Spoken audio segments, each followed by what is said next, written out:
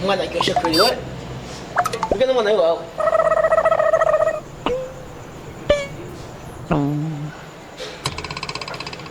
ale wizaje ariko kwe kuganwa mu rugo rwanje wa mushenzi asonje ubu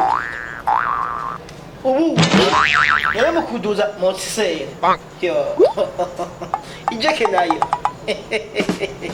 weza kuguza ico ngeneza ureko urateneka ale urekuri inyaza mu rugo rwanje jewe ujene nkangwa n'ubunini reka ndakwereke jese nkangwa n'ubunini sivyo nawe ufise inguvu zingana gute ku mwana wiwanje kuri ibi bintu by'urufa nk'ibiye ngaha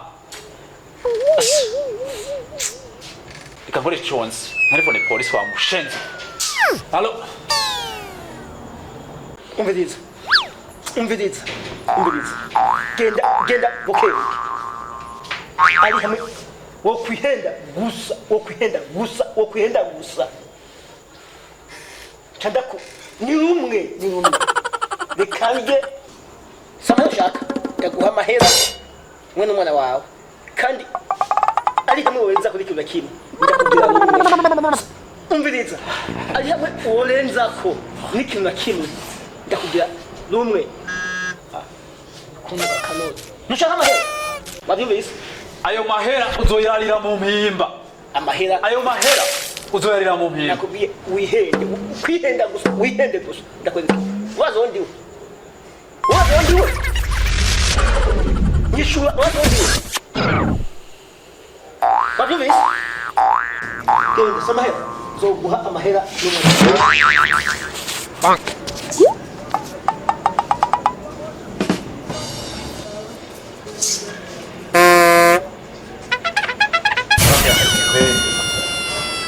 sigara anzanira abantu bazamwishyira mu rugo rw'iwanje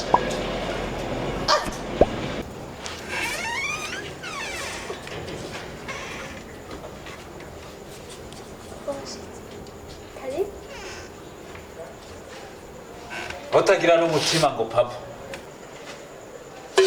nkeneye ubwiza ukuri icyo rwavuye kuri agahora kundugiritse Jackie subiramo n'ubu kundugiritse Jackie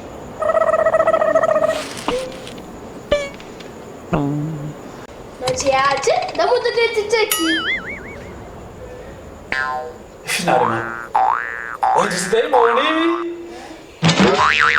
sidavyumva sindabitahura sinabona ko ari wewe Frodi uri kurambwira ibyo Jewe Frodi wazi ibyo bintu ariko na Frodi igihe rero ari kugihora tuna bakuza mu gusikumwe ngo sinabona rero nkagahagi kamana n'imbwa papa ibyo bintu birashoboka kumbe uzigene bisesa ku rutambo papa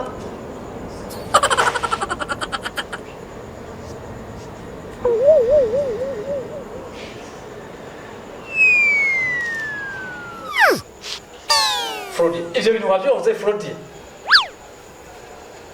none ngirene papa ureko natani kabere nibyo zarahejeje gukora mushenzi wakoze amakosa uzana urugabo rugomba kuyishyira ngaha muzi wacu ubu urubahutse kumubita nanjewe ndabanga ndakubikira mama ejo araje uranyumva Frodi ikintu kimwe nziga turagira nawe nibijya mbere n'ijya nyuma igihe mbere iryo nyuma mama araje kumura mama yifashe urugendo akagenda nawe niko ucumere mama agafata urugendo akagenda nawe ugasigara muri ibi pepo sinzi kuri bimeze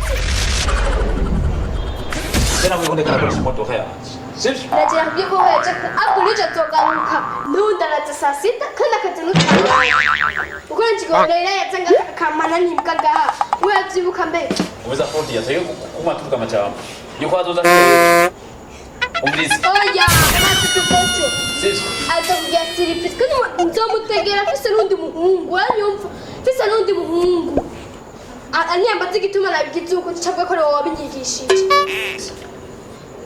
Kesho kuna lete na kuja wapi? Ukabuzi kujeje kumara maza imbere ya mama wawe. Umva wabiputse. Akubura ni kwawe. Ndovumanda gucumutwe. Habura wewe. Nje hakono binuma kumanda bivuga ukaca umutwe nabipfutse. Inci zose nabipfutse kuko twese ngaturi mu ndayisi yakiribanga ngaho uracyumva.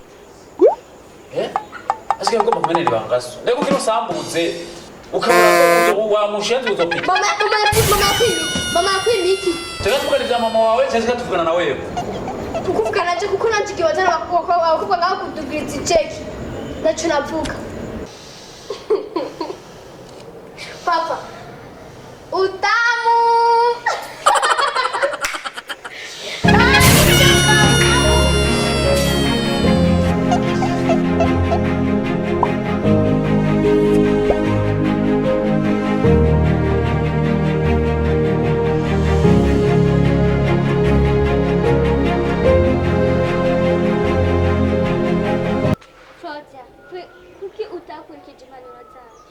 Ahubwo sha kuki none wagosoje amakosa yandi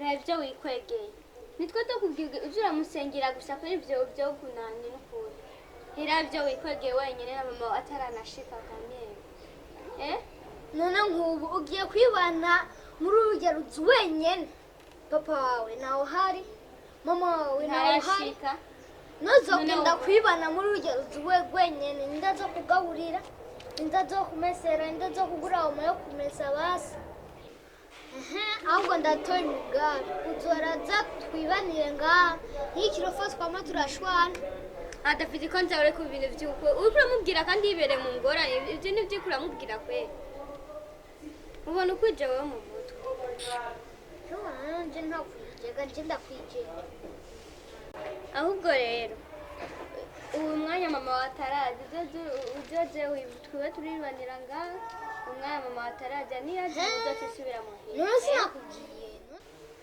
kuri mwe wamukoze ahubwo rero nanje n'ukuri hariya sinorohewe icyo cyumviro wimviriye nicyo